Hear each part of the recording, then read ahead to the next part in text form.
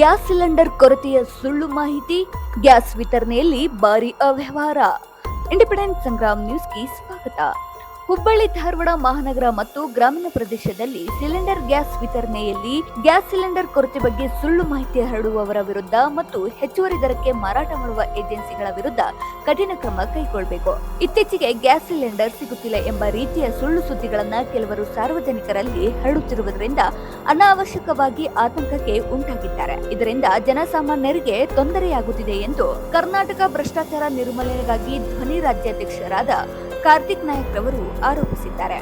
ಧಾರವಾಡದ ಜಿಲ್ಲಾಧಿಕಾರಿಗಳ ಕಚೇರಿ ಎದುರು ಪ್ರತಿಭಟಿಸಿ ಜಿಲ್ಲಾಧಿಕಾರಿಗಳ ಮೂಲಕ ಮನವಿಯನ್ನ ಸಲ್ಲಿಸಿದರು. ಯುವ ಮುಖಂಡರಾದ ಬಸವರಾಜ್ ಜಾಧವ್ ರವರು ಸಂಗ್ರಾಮ್ ಸುದ್ದಿಗಾರರೊಂದಿಗೆ ಮಾತನಾಡಿ, ಕೇಂದ್ರ ರಾಜ್ಯ ಸರ್ಕಾರಗಳು ಸಿಲಿಂಡರ್ ವಿತರಣೆಯಲ್ಲಿ ಅಧಿಕಾರಿಗಳು ಮತ್ತು ವಿತರಕರು ಭಾರಿ ಅವ್ಯವಹಾರ ನಡೆಸುತ್ತಿದ್ದಾರೆ. ಅದರ ಜೊತೆಗೆ ಸುಳ್ಳು ಮಾಹಿತಿ ಹರಡಿ ಸಾರ್ವಜನಿಕರಲ್ಲಿ ಆತಂಕ ಸೃಷ್ಟಿಸುವವರ ವಿರುದ್ಧ ಕಠಿಣ ಕಾನೂನು ಕ್ರಮ ಕೈಗೊಳ್ಳಬೇಕು. ಗ್ಯಾಸ್ ಸಿಲಿಂಡರ್ಗಳನ್ನ ಹೆಚ್ಚುವರಿ ದರದಲ್ಲಿ ಮಾರಾಟ ಮಾಡುವ ಏಜೆನ್ಸಿಗಳ ವಿರುದ್ಧ ತನಿಖೆ ನಡೆಸಿ ಸೂಕ್ತ ಕ್ರಮ ಕೈಗೊಳ್ಳಿ. ಸಾರ್ವಜನಿಕರಿಗೆ ಸರಿಯಾದ ಮಾಹಿತಿ ನೀಡುವ ಮೂಲಕ ಆತಂಕದಿಂದ ನಿವಾರಣೆ ಮಾಡಬೇಕು ಎಂದು ಹೇಳಿದರು. ಈ ಸಂದರ್ಭದಲ್ಲಿ ಲೋಕೇಶ್ ಮೆಗ್ಗೇರಿ, ಸಿದ್ದಪ್ಪ ಹಾದಿಮನಿ, ಸದಾನಂದ್ ಪುಸ್ಕಲ್ ಸೇರಿದಂತೆ ಕರ್ನಾಟಕ ರಾಜ್ಯ ಭ್ರಷ್ಟಾಚಾರ ನಿರ್ಮೂಲನೆಗಾಗಿ ಧ್ವನಿ ಕಾರ್ಯಕರ್ತರು ಇನ್ನಿತರರು ಉಪಸ್ಥಿತರಿದ್ದರು. ಹೋರಾಟ ಗ್ಯಾಸಿನ ಸಲುವಾಗಿ ಬಹಳ ಬಿಕ್ಕಟ್ಟಿನ ಸಮಸ್ಯೆ ಆಗಿದೆ. ಅದರಲ್ಲಿ ಗ್ಯಾಸ್ ಸರಿಯಾಗಿ ಸಿಗ್ತಾ ಇಲ್ಲ. ಕಳ್ಳ ಸಂತೆಯಲ್ಲಿ ಗ್ಯಾಸ್ಗಳನ್ನು ಮಾರಾಟ ಮಾಡುವುದರಿಂದ ಜನರಲ್ಲಿ ಬಹಳ ತೊಂದರೆಯಾಗಿದೆ. ಇದನ್ನು ಬೇಗನೆ ಬಗೆಹರಿಸಬೇಕಾಗಿ ಗ್ಯಾಸ್ ಏಜೆನ್ಸಿಗಳಿಗೆ ಸೂಕ್ತ ಕಡಿವಾಣ ಹಾಕಿ ಅಧಿಕಾರಿಗಳು ಗ್ಯಾಸ್ ಸಿಗುವಂಗೆ ವ್ಯವಸ್ಥೆಯನ್ನು ಮಾಡಿಕೊಡ್ಬೇಕಂತ ಹೇಳಿ ಏಜೆನ್ಸಿಯವರು ಕಳ್ಳ ಸಂತೆಯಲ್ಲಿ ಗ್ಯಾಸ್ ಇದಾಗಕತ್ತಾವೆ. ಗ್ಯಾಸ್ ಸರಿಯಾಗಿ ಸಿಗ್ತಾ ಇಲ್ಲ. ಜನರಿಗೆ ವದಂತಿಗಳು ಜಾಸ್ತಿ ಆಗಿದೆ. ಅದಕ್ಕೋಸ್ಕರ ಗ್ಯಾಸ್ ಸಲೀಸವಾಗಿ ಸಿಗಬೇಕಂದ್ರೆ ಗ್ಯಾಸ್ ಏಜೆನ್ಸಿಗಳು ನಿಷ್ಪಕ್ಷವಾಗಿ ಗ್ಯಾಸನ್ನು ವಿತರಣೆ ಮಾಡಬೇಕಂತೇಳಿ ನಾವು ಮನವಿ ಮಾಡ್ತೀವಿ. ಲೋಕೇಶ್ ಮೆಗೇರಿ. ನಮಸ್ಕಾರ. ಕರ್ನಾಟಕ ಭ್ರಷ್ಟಾಚಾರ ನಿರ್ಮೂಲನೆಗಾಗಿ ಧ್ವನಿ ವತಿಯಿಂದ ಇವತ್ತು ಈ ಕಾರ್ಯಕ್ರಮವನ್ನ ಹಮ್ಮಿಕೊಂಡಿದ್ದೇವೆ. ಏನಪ್ಪ ವಿಷಯ ಅಂತಂದ್ರೆ, ಗ್ಯಾಸ್ ಸಿಲಿಂಡರ್ ಕೊರತೆ ಬಗ್ಗೆ ಹಲವಾರು ಭಿನ್ನಾಭಿಪ್ರಾಯಗಳನ್ನ ಹೊರ ಹಾಕ್ತಾ ಇದ್ದಾರೆ ಜನ. ಯಾಕಂತಂದ್ರೆ ಬ್ಲ್ಯಾಕ್ ಒಳಗೆ ಗ್ಯಾಸ್ ಸಿಲಿಂಡರ್ಗಳನ್ನ ಮಾರಾಟ ಮಾಡ್ತಾ ಇದ್ದಾರೆ. ಇದು ಯಾವ ಕಾರಣಕ್ಕಾಗಿ ಮಾರಾಟ ಮಾಡ್ತಾ ಇದ್ದಾರೆ ಅನ್ನೋದ್ರ ಬಗ್ಗೆ DC ಅವರು ಇನ್ನೂ ನಮಗೆ ಏನೂ ಯಾವುದೇ ರೀತಿಯನ್ನು ತಿಳಿಸಿಲ್ಲ. ಯಾಕಪ್ಪ ಅಂತಂದ್ರೆ ಅದನ್ನು ತಡೆಗಟ್ಟುವಂತಹ ಕಾರ್ಯನ DC ಅವರ ಮಾಡ್ಬೇಕು. ಅದ್ರ ಸಲುವಾಗಿ ಇವತ್ತು ನಾವು ಅವ್ರಿಗೆ ಮನವಿ ಕೊಡ್ಬೇಕಂತೇಳಿ ಬಂದೇವಿ. ಅಷ್ಟಲ್ಲದೆ ಮೊನ್ನೆ ನಾವು 2-3 ದಿನದಿಂದ ನೋಡ್ತಾ ಇರ್ಬೋದು, ಎಲ್ಲ ಕಡೆ ಪೆಟ್ರೋಲ್ ಡೀಸೆಲ್ ಸಿಗ್ತಾ ಇಲ್ಲ ಅಂತೇಳಿ ಎಷ್ಟು ಭಿನ್ನಾಭಿಪ್ರಾಯಗಳನ್ನು ಹೊರ ಬಂದಿದ್ದು. ಆದ್ರೆ ಈಗ ಸದ್ಯ ನೋಡಿದ್ರೆ ಎಲ್ಲ ಕಡೆ ಪೆಟ್ರೋಲ್ ಡೀಸೆಲ್ ಸಿಗಾಕತ್ತದೆ.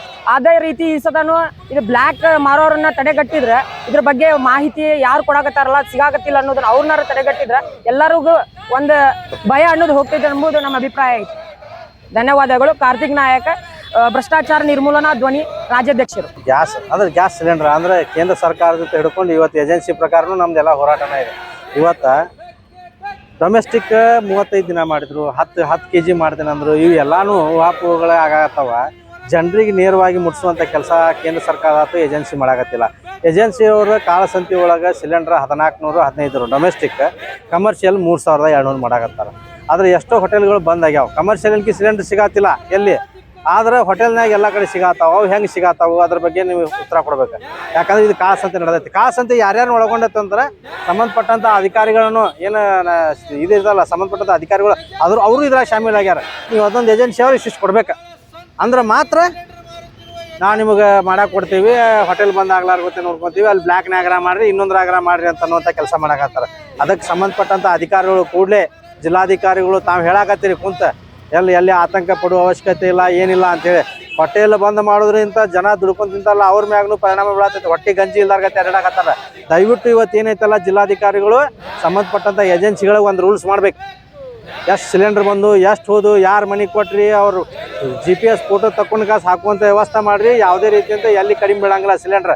ಇಲ್ಲವಾದಲ್ಲಿ ಮುಂದಿನ ದಿನದಾಗ ಯಾವ ಏಜೆನ್ಸಿ ಇರೋದಲ್ಲ ಅವ್ರವ್ರು ಗುಡಾನಿಗೆ ಹೋಗಿ ಅವ್ರವ್ರು ಎಲ್ಲೆಲ್ಲಿ ಏನೇನು ಗುಡಾನ್ ಬೇರೆ ಕಡೆ ಸ್ಟಾಕ್ ಇಟ್ಟಿದ್ದು ನಮ್ಗೆ ಗೊತ್ತದ, ಮಾಹಿತಿ ಅದಾವ.